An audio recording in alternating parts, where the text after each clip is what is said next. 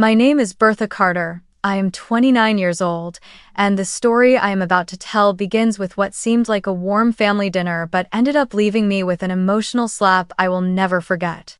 That evening, at the family table in Austin, I gathered all my courage and told my parents that I needed $70,000 to start a construction software company. I had a business plan, a demo, and even clients ready to commit. But they coldly replied, "Too risky. You already have a stable job, stop dreaming." And to make it worse, my younger sister Vanessa, the so-called golden child in my parents' eyes, leaned back in her chair, gave a mocking smile, and said, "Not everyone is cut out to be an entrepreneur, sis." Those words left me frozen, as if all my effort and passion were worth nothing. A few months later, when my sister Vanessa announced she wanted to launch a luxury event company in Dallas, my parents rushed to take out a $725,000 loan to buy her a BMW and fund everything she needed. And the result? Her company collapsed, the BMW was repossessed, and my parents drowned in debt. Eventually, they came to me, begging me to sell the small condo I had mortgaged to build my business, just to save the family. This time, I simply looked at them calmly and said, "No." Before I dive deeper into this story, I want to ask you, have you ever sat in a room full of family and still felt completely alone? And where are you listening to my story from, and at what time?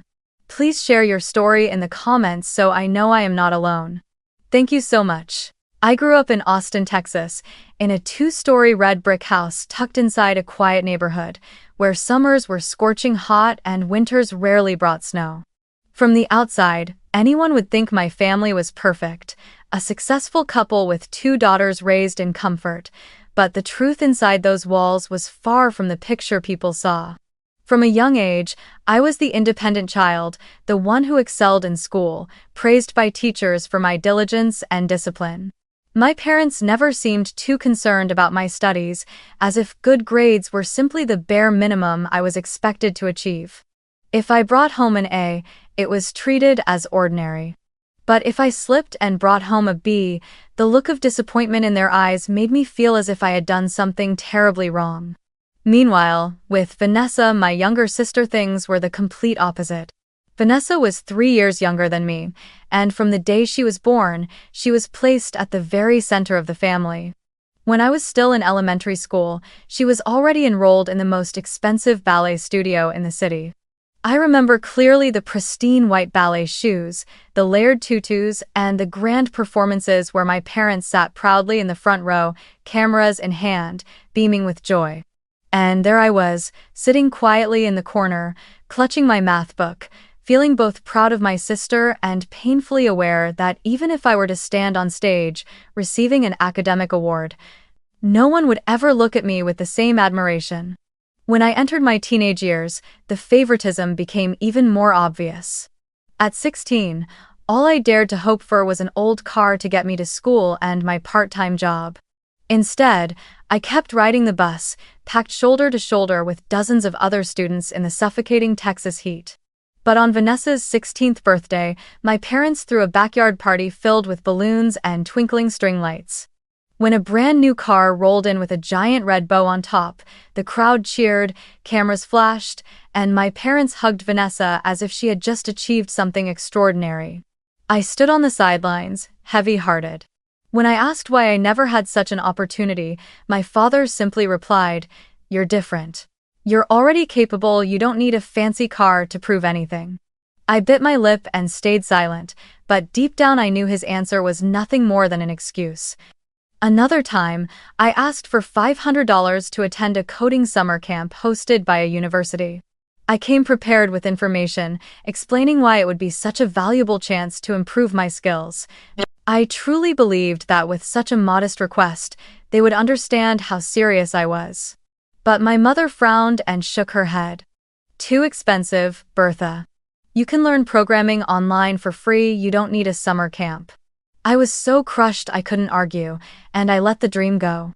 Just a few weeks later, however, my parents proudly announced they had enrolled Vanessa in a summer acting program in New York that cost over $12,000. I remember vividly how they boasted to the neighbors that their youngest daughter might one day grace a Broadway stage. Same family, same desire to grow, but when it came to me, I was told I was wasting money, while Vanessa was treated like a precious gem. The family celebrations were never any different. I still remember the time I won first place in the statewide science competition. I came home holding the certificate in my hands, my heart racing with excitement. But as soon as I stepped into the living room, I saw everyone gathered around Vanessa, chatting about her ballet performance from the night before.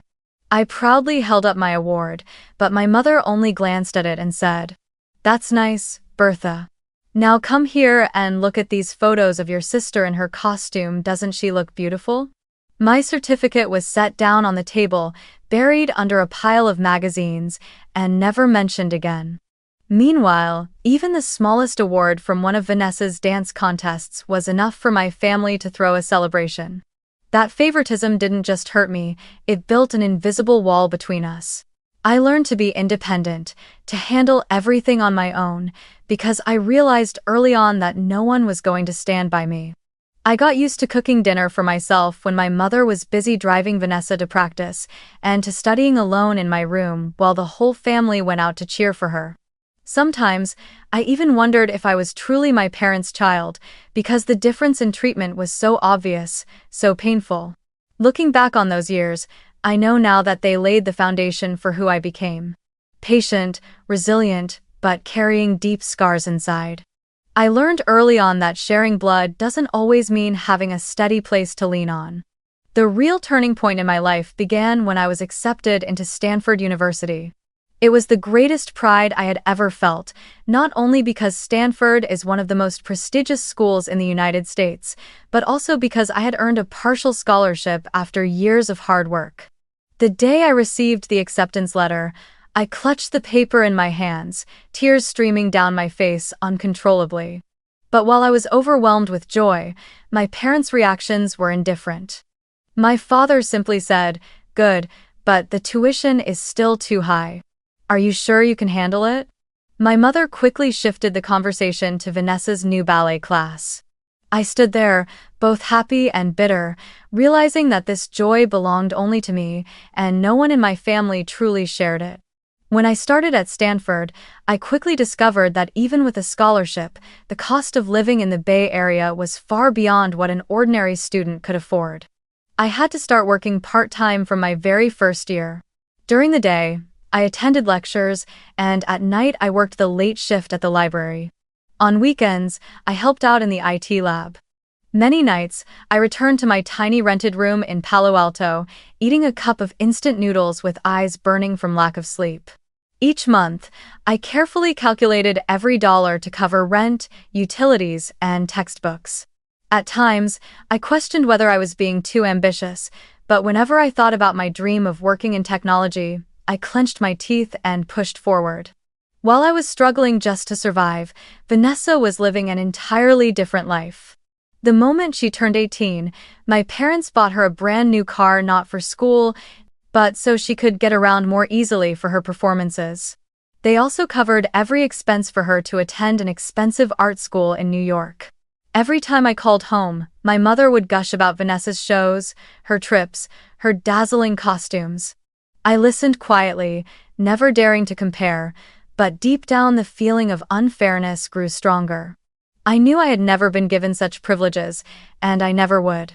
The contrast between the two of us became sharper with time. While I buried myself in studying and working, Vanessa filled her Instagram with carefully curated photos, sitting in chic Manhattan cafes, traveling across Europe with her friends, or posing beside her new car under the city lights. Each post racked up hundreds of likes and glowing comments.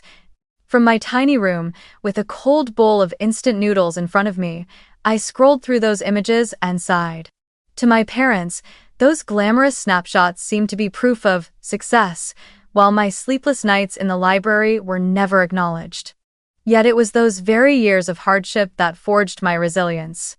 I learned how to manage my time, how to push past exhaustion to stay focused on my goals, and most importantly, how to rely entirely on myself.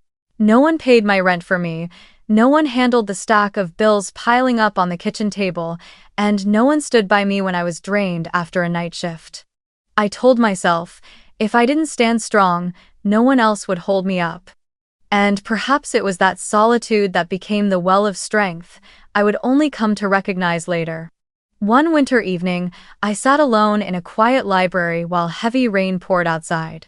On the desk in front of me lay a thick programming manual, hundreds of pages long, next to a cheap boxed meal I had picked up from the campus cafeteria. My hands trembled from the cold and exhaustion, yet inside me burned a strange sense of certainty. I knew I was on the right path. No one saw the sweat and effort I poured into those nights, but I believed that one day my achievements would be recognized by me alone, and that was enough. Whenever I went home for the holidays, I still had to endure constant comparisons. Vanessa has been invited to perform at a major theater, my mother would boast over dinner. She's truly talented, definitely worth the investment.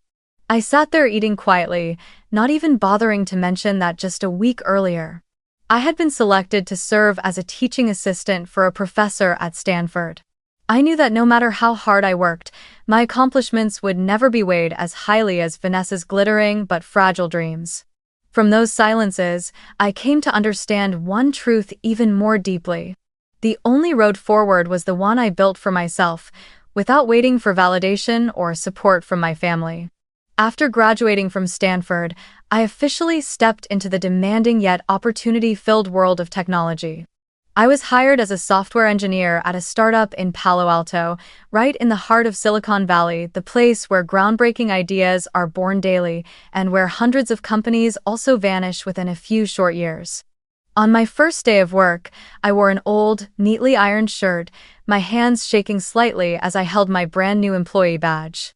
The feeling was both nerve-wracking and exhilarating because I knew I had come a long way from those sleepless nights in the Stanford library to finally standing there. Working at a startup was anything but easy in the beginning. I had to adapt to the fast pace and the fail fast, learn faster culture. But it was precisely that environment that pushed me to grow beyond my limits. I quickly stood out for my ability to analyze problems and find flexible solutions. After just 1 year, I was entrusted with leading a small team of engineers, something many of my peers my age hadn't even dared to dream of.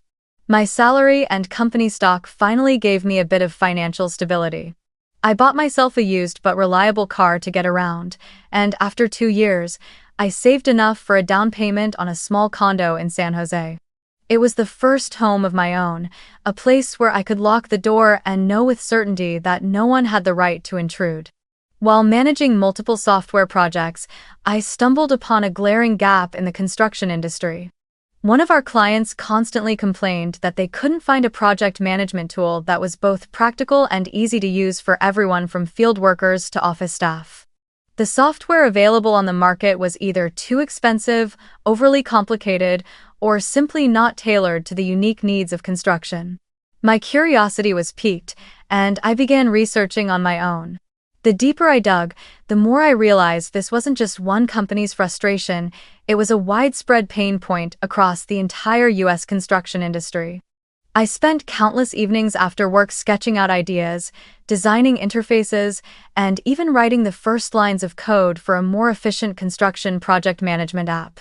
I gave it a working name, BuildFlow, the flow of building. At first, I didn't expect much beyond testing my own skills.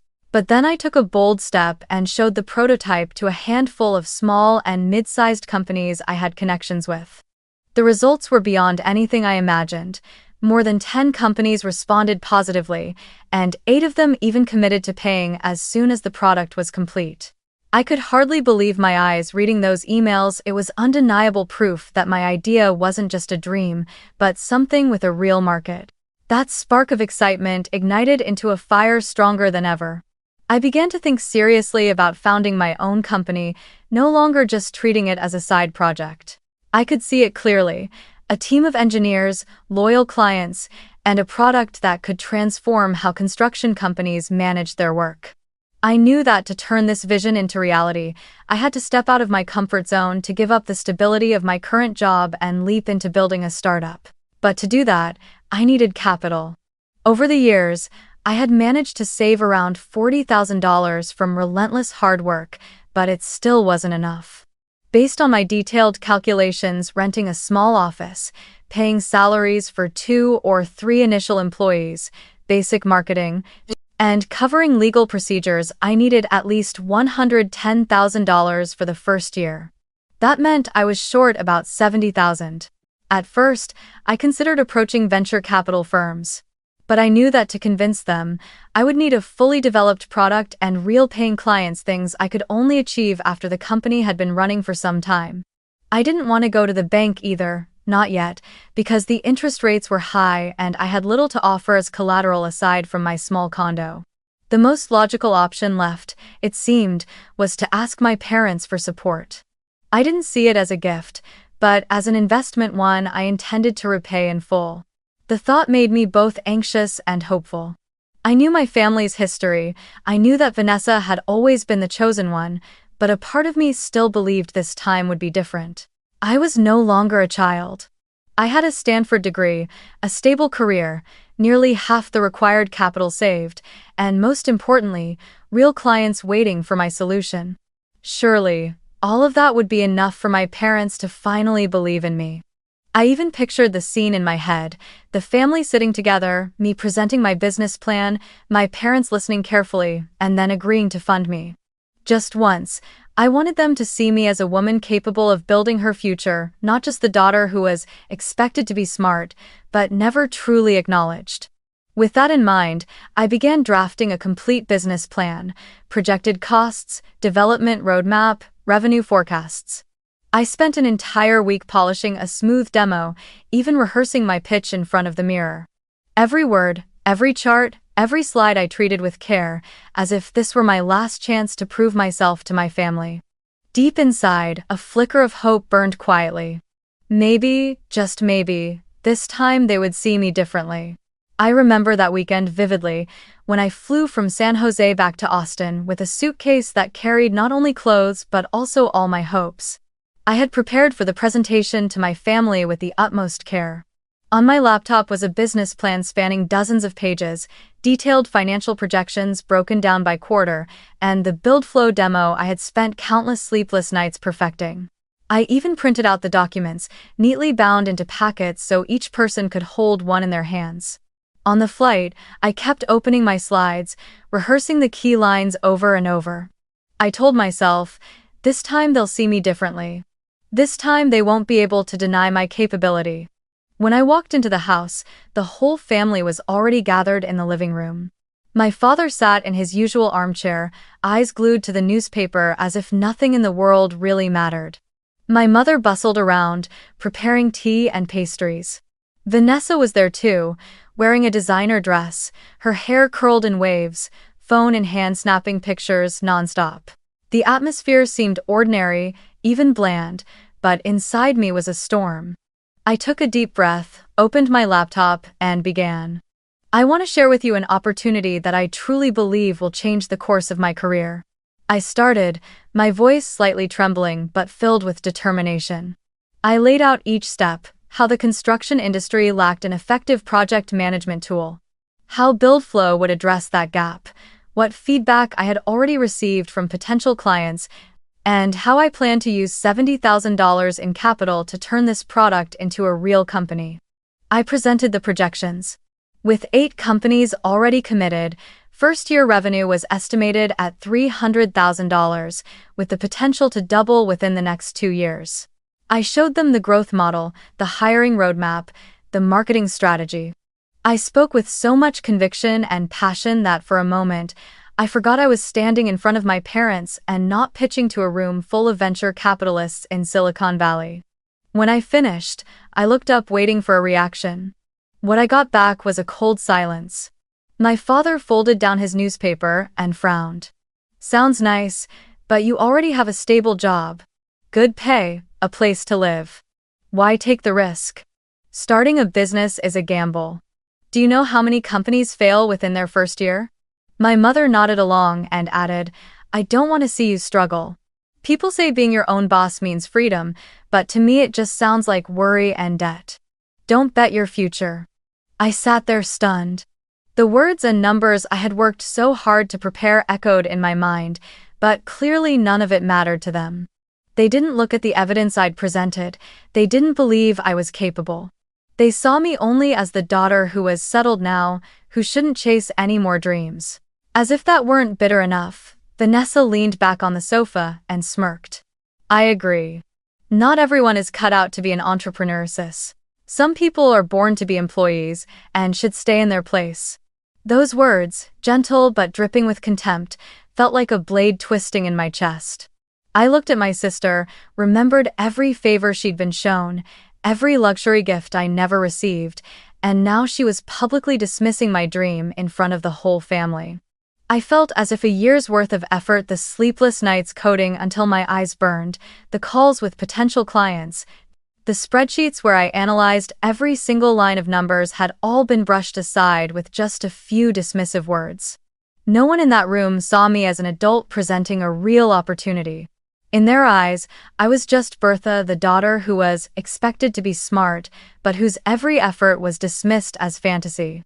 Silently, I closed my laptop and gathered my papers. My heart pounded, my face burned, but my voice came out strangely calm. I understand. I'll handle it on my own. I didn't wait for another response. I stood up and walked out of the living room. Behind me, I heard my mother's voice calling after me, full of that same false concern. Bertha, I only want what's best for you. But I didn't turn back. I stepped outside, the scorching Texas summer wind hitting my face, and in that moment, I knew one thing for certain: I no longer needed my family's approval. On the way to the airport the next morning, I looked out at the familiar streets, remembering the childhood I had spent in Austin, filled with forgotten memories. I realized this cycle would never change. Vanessa would always be at the center, and my efforts would always be dismissed. And I also understood that if I kept waiting for their support, I would remain stuck forever. That bitter rejection had lit a fire inside me, a fire that roared with one truth: I had to prove I was right, not with words, but with success they could never deny. I returned to San Jose with a heart that was both wounded and hardened. My family's bitter rejection cut deep like a blade, but at the same time, it became the fuel that pushed me to act. I knew that if I kept waiting for their recognition, I would never have it. So I made the decision to take the biggest gamble of my life. A personal loan, secured by the very condo I had worked so hard to buy. When I signed the loan documents, my hands trembled and my heart pounded.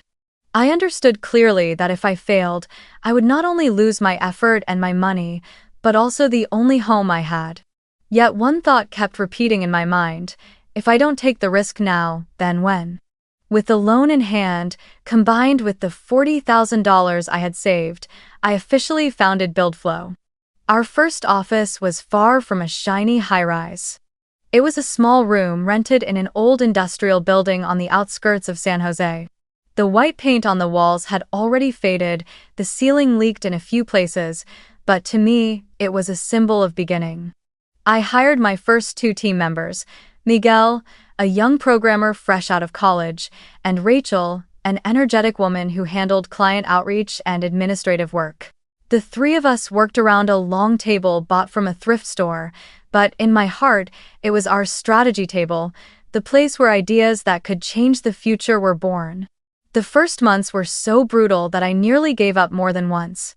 I often worked 18 hours a day, from early morning until late at night. Mornings were for coding, afternoons for calling clients, evenings for handling legal paperwork, and the late nights for tweaking the software. There were times I nodded off right on the keyboard, leaving the keys imprinted on my cheek. Meals were usually cheap sandwiches or instant noodles, though sometimes Rachel, feeling sorry for me, would bring a few home-cooked lunchboxes. Rent for the office, salaries for Miguel and Rachel, the cost of servers for testing, all of it piled into an enormous burden. Each time I saw the balance in our bank account shrink, my throat tightened. There were nights I left the office at 2 in the morning, driving down empty roads and asking myself, am I crazy? Am I repeating what they said, betting my whole future on a fantasy? In those moments, memories of that dinner in Austin would flood back. I remembered my father's indifferent look and my sister's mocking smile. Those images were what pulled me back up and reminded me I could not afford to collapse. If I quit, they would have the excuse to say, "See? We were right." How close. In the 4th month since BuildFlow launched, I nearly hit rock bottom. A potential client canceled their contract at the last minute, leaving a serious gap in our projected budget. I sat stunned in the empty office, listening to the old air conditioner wheeze, my heart heavy as stone. I even considered selling my condo before the bank could foreclose. But just then, an email appeared in my inbox. It was from a mid-sized construction company in Sacramento. They had watched our demo months earlier. The message was short. "We want to try BuildFlow on a new project, 1-year contract, valued at $50,000. I cried right there, tears spilling uncontrollably. After so many days of struggle, we finally had an official customer. On the day we signed that first contract, Miguel, Rachel, and I celebrated with pizza from a discount shop. We sat on the office floor, eating and laughing, cheese grease smeared everywhere, and nobody cared. It wasn't just a meal to mark a new client. It was proof that we could survive, that BuildFlow was no longer just a dream in my head. From that first contract, things began to shift slowly but surely. A few more companies reached out through word of mouth. Customers praised BuildFlow for being easy to use, saving time, and above all, far more affordable than the big software on the market. Revenue climbed gradually, from a few tens of thousands to hundreds of thousands. The long, gloomy months started to show slivers of light. I still worked to the point of exhaustion, but this time my fatigue carried hope. One morning, looking out from our tiny office window, I saw sunlight glinting off new buildings rising across San Jose. I smiled and thought, they were wrong. This path is not an illusion, it's real. In that moment, I knew I would never go back to being a safe employee. I had entered the gamble, and I would see it through to the end. While my small BuildFlow team and I were scraping together every dollar just to keep the lights on, back in Austin, Vanessa was weaving a glamorous dream that only she believed was real. After graduating from art school in New York, my sister never established any stable career. Instead, she returned to Texas with an idea that sounded flashy, launching a media and event company for the elite in Dallas. I still remember the first time my mother told me about it over the phone. Her voice brimmed with excitement, as if Vanessa had just invented something groundbreaking. "She has such vision, Bertha. Dallas is full of wealthy people, and they need luxury event companies to throw parties, weddings, product launches. This will be a goldmine." I bit my lip and said nothing. Inside, my chest tightened. When I presented a detailed plan, with numbers and real client commitments, I was dismissed as too risky. Yet now, a hollow fantasy with no foundation was being celebrated as a golden opportunity. What stunned me even more was the amount of money my parents were willing to put down. Vanessa declared that to build the brand for her event company, she needed to project an image of luxury and class. That meant a luxury car, a grand office, designer clothes. Not only did my parents agree, they went so far as to take out a bank loan of $725,000 to buy her a gleaming BMW for branding, along with a host of other expenses. I could hardly believe my ears when I heard the news. That number was more than 10 times the capital I had once asked for. They had the audacity to call my $70,000 request a gamble, yet borrowing nearly $750,000 for Vanessa's vague idea was somehow a necessary investment. Within just a few months, Vanessa's Instagram had turned into a stage for showing off. She constantly posted pictures of herself attending parties at five-star hotels, sitting in her shiny BMW, holding a sparkling glass of champagne under the lights. Every post carried hashtags like #BossLady, #CEO, #luxury events.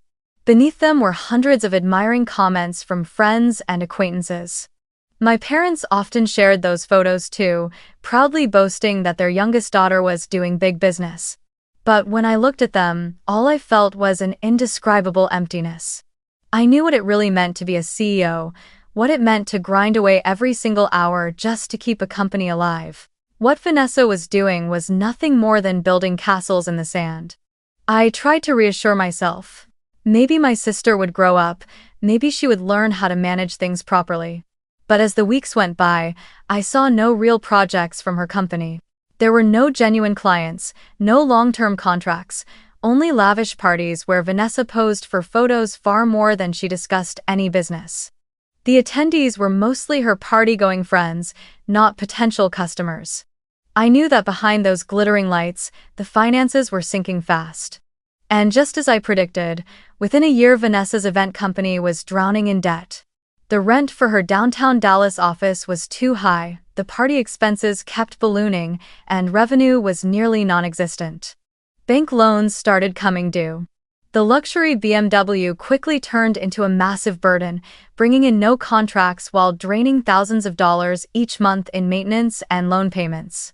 I heard from an old friend in Austin that Vanessa had even resorted to borrowing short-term cash just to keep up the appearance of her company, but in reality, no one wanted to partner with a business built only on glamour without substance. My parents, of course, refused to admit failure. They kept defending Vanessa, insisting that every company struggles in the beginning and that, with more time and more capital, she'll prove herself. But I could see the truth clearly. My sister's company had no solid foundation, no distinctive product or service, no real clients. It was nothing more than a lavish shell hiding an empty core. Meanwhile, I was still waking up early and staying up late, pouring 18 hours a day into BuildFlow. I felt like I was living in two parallel worlds. One, the harsh reality where success only came after sweat and tears. The other, a shallow illusion where money was thrown away to buy an image of luxury that meant nothing. That contrast didn't just hurt, it made me angry. Angry that what I needed, a small amount of capital to build something real, had been denied. Angry that, at the same time, a hollow fantasy was being coddled and endlessly funded as if money would never run out. 2 years had passed since the day I signed those personal loan papers, putting up my little San Jose condo as collateral to build BuildFlow. It wasn't a long time, but to me, every day was a battle, every week a fight for survival. And now, looking back, I could hardly believe how far we had come. BuildFlow was no longer just a small name on a worn-out sign in a shabby rented office. It had grown into a company generating $600,000 a year, serving more than 30 clients in the construction industry across California. I still remember the first big contract that marked a turning point. A construction company in San Jose decided to roll out BuildFlow across their entire new apartment project. When we received that first payment check, my team and I cried like children. From then on, with every project we completed, we earned more trust from clients.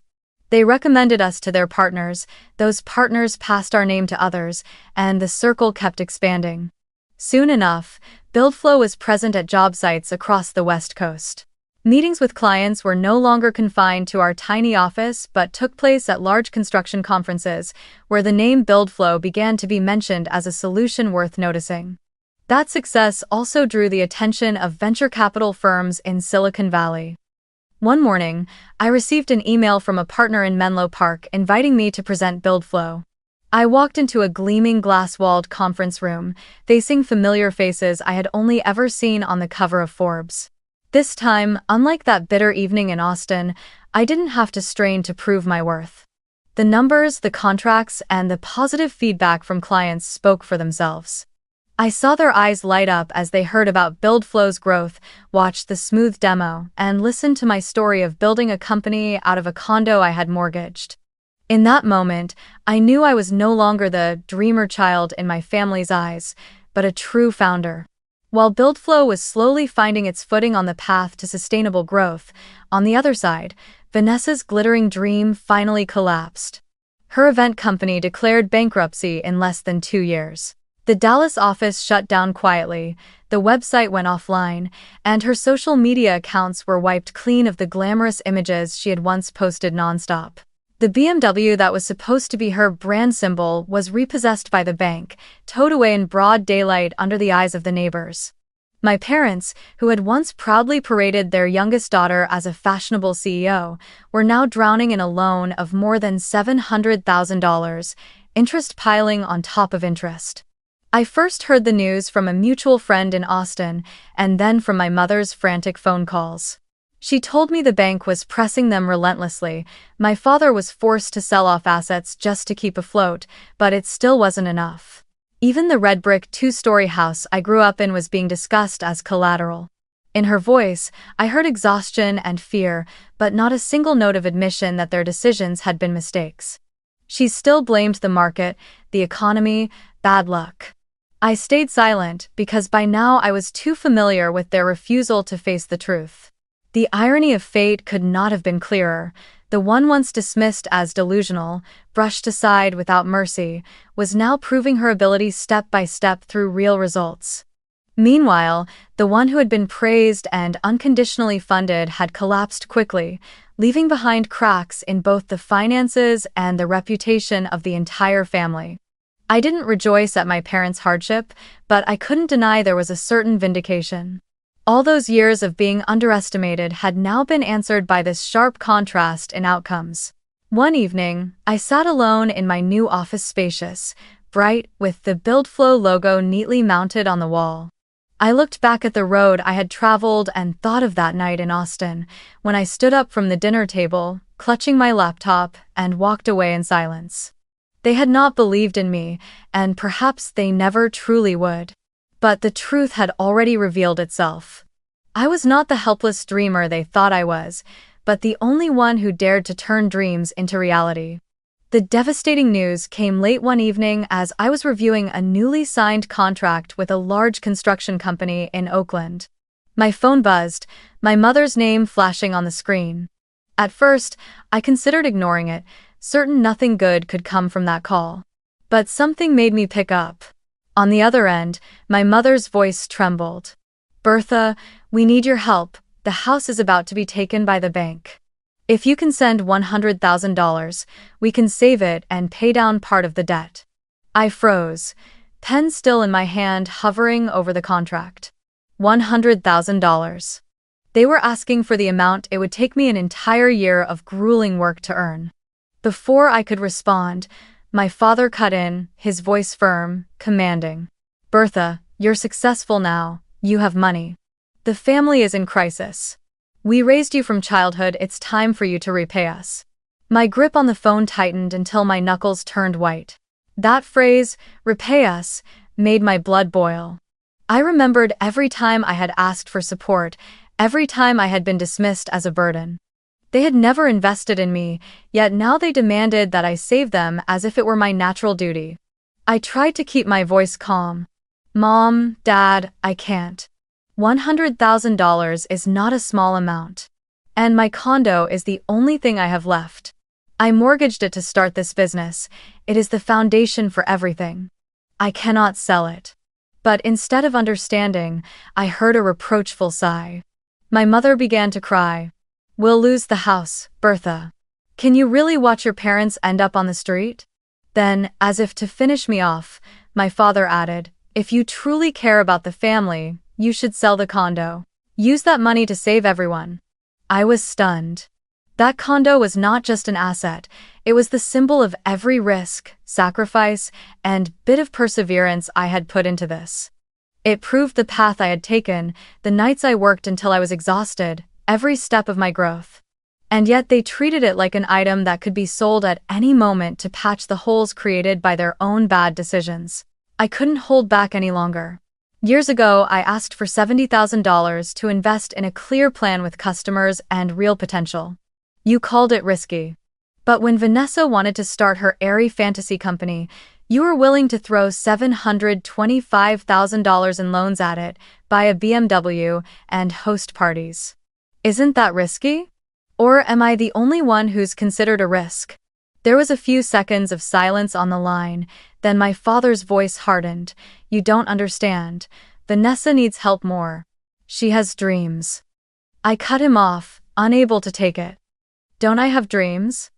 Don't I need help? For years I've been self-reliant. I haven't complained. But now, after everything, you want to take away the only thing I have? No, I can't. My mother's sobs filled the line, mixed with desperate pleas. Bertha, you're our only hope. Don't turn your back on the family. I took a deep breath, tears already slipping down my face. I'm not turning my back, I'm setting boundaries. I won't let my life's work be buried because of someone else's mistakes. I'm sorry, but I won't do it. After the call, I sat in the darkened office, the streetlights outside casting my tired reflection onto the glass. Inside me was a storm of pity and anger. I pitied them for being buried under such enormous debt, pitied my mother's panic, pitied my father's fading confidence. But I was furious to my core at the injustice of it all, furious that they still refused to see my worth, treating me only as a backup vault when things went wrong. That night, I didn't go straight back to my condo. I drove aimlessly through the quiet streets of San Jose, remembering the nights coding in the dark, the cold bowls of noodles, the moments I thought I might collapse. If I had given up back then, there would be no BuildFlow, no version of me standing here today. I had saved myself without anyone's help. So why should I save them now, when they were the very ones who dismissed me and left me behind from the beginning?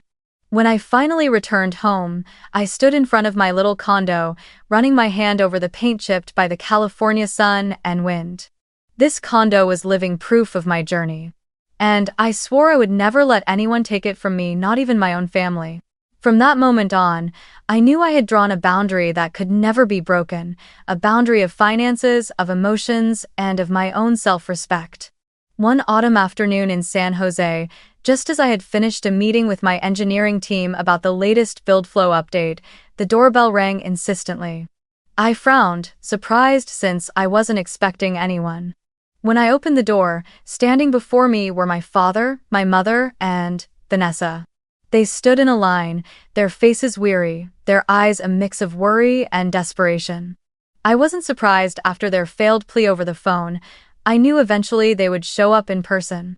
Still, seeing them there made my chest tighten, not out of pity, but because all the memories of an unfair childhood came flooding back. "We need to talk," my father said, trying to hold on to his usual authority, though I could hear the tremor in his voice. Quietly, I stepped aside and let them in. My small, modest condo stood in stark contrast to everything they had once lavished on Vanessa, the luxury cars, the glittering parties. They settled onto the sofa while I sat across from them, the distance between us feeling like an invisible boundary. My mother spoke first, her tone pleading. "Bertha, what happened with your sister's company? No one could have predicted it. The market shifted, the economy was tough. How could we have known? If we'd had just a little more luck, things might have turned out differently." I looked straight at her, saying nothing. Vanessa sat beside her, eyes red, though I knew most of it came from the fear of losing her glamorous facade, not from genuine remorse. My father continued, "You have to understand, business always comes with risks. Your sister was simply unlucky. As her older sister, you should be helping her through this." "Oh." I drew in a deep breath, forcing my voice to stay steady. "Risk?" I remember when I asked for $70,000 to invest in BuildFlow. I presented a detailed plan, with committed clients and projected revenue. Back then, you called it too risky. But with Vanessa, whose company had nothing but Instagram pictures, you were willing to borrow $725,000. That wasn't risk. That was blindness. The room fell into silence. I continued, my tone growing firmer with every word. "It's always been like this. When I asked for $500 to attend a coding summer camp, you said no because it was too expensive. Right after that, Vanessa got $12,000 for an acting camp in New York. When I won a statewide science award, you barely paid attention. But when Vanessa landed a supporting role in a school play, the family threw a party. When I got into Stanford on a partial scholarship, all you could talk about was money. But when she studied art in New York, you covered every expense without a word. For years, I've had to handle everything on my own, while she was handed every advantage. And now, when that favoritism has led to debt, You expect me to sell my condo, the condo I mortgaged to build my company to bail out the family. Tell me honestly, have you ever once thought about fairness? I stared straight at them, unblinking. My mother lowered her head, tears streaming down her face. My father pressed his lips tightly together but had no rebuttal. Vanessa opened her mouth to speak, but the sharp look in my eyes cut her off, leaving her silent. The truth was too clear, too painful, for them to hide behind excuses any longer. I am not this family's bank.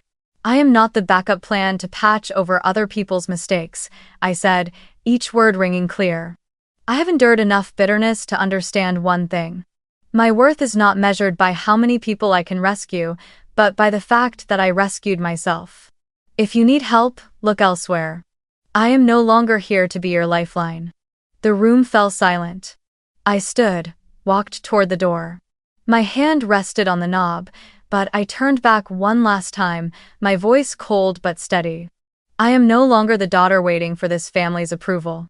I have built my own life, and I will protect it. I am not anyone's backup plan anymore.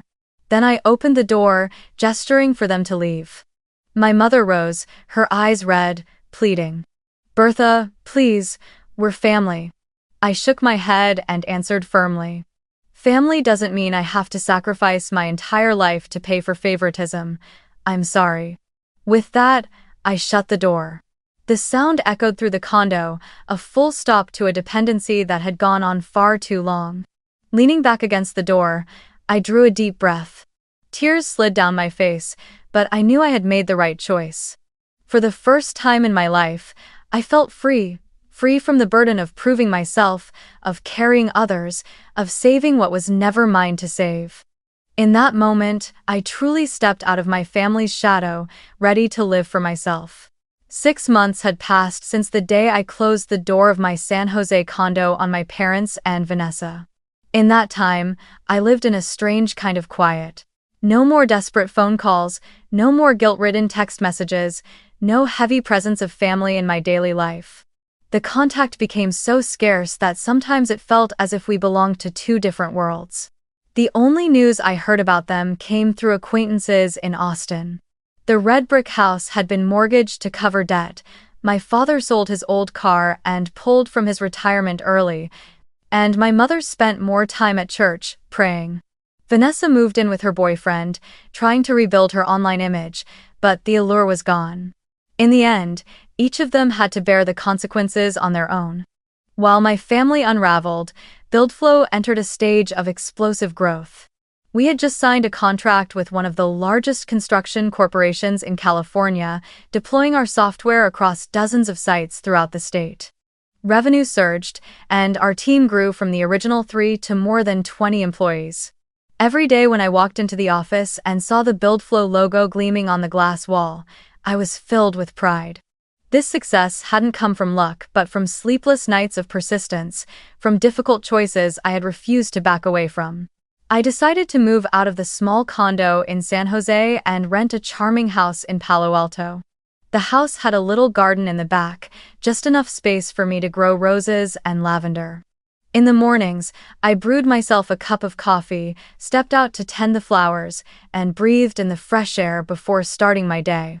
For the first time in years, I allowed myself to slow down a little, to enjoy the rewards instead of only running to survive. I also began attending startup community gatherings in Silicon Valley.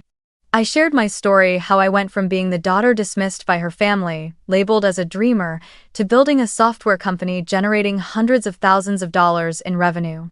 Each time I told it, I saw the empathy and admiration in the eyes of young entrepreneurs walking the same path.